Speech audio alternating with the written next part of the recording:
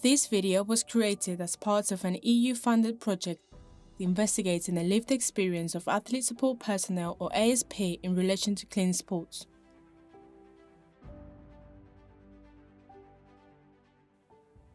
We interviewed 41 athlete support personnel working with elite disabled athletes across 6 European countries, including coaches, medical staff, nutritionists, psychologists and agents. All ASP acknowledged that doping happens in elite sport, but they described the risk as being greatest in other environments rather than their own. For example, ASP suggested doping is worse in other countries. Doping was perceived to be more common in non-disabled sports because their pressure and rewards are greater than in parasports. And most ASP held the view that doping in parasport is not as bad as other problems like intentional misrepresentation. Ultimately, most ASP were adamant that doping will never occur among their own athletes. A nutritionist from Austria explained, "As far as doping is concerned, the athletes I work with have nothing to do with it."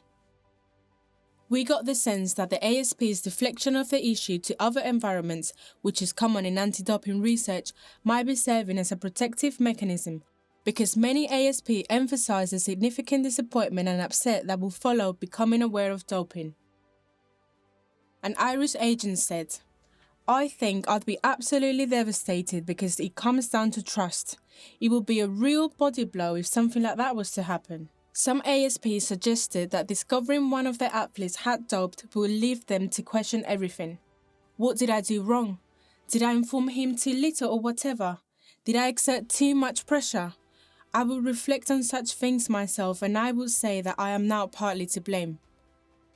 It was interesting that some individuals seemed to feel partly responsible for a positive test among their athletes, despite having indicated earlier in the interview that they didn't have significant responsibility for clean sports. But we think it is possible that the ASP's perceptions of being responsible after the event are linked to them caring for the athletes, which was clear within the accounts of the ASP. And perhaps because of this caring philosophy, most ASP will seek to understand and support the athlete engaged in wrongdoing rather than immediately reporting them to authorities. These insights represent the experiences of 41 ASP in different roles from 6 different European countries. We encourage you to reflect on the findings and consider how they may or may not relate to your own experiences, and think about what you could do to protect clean sport.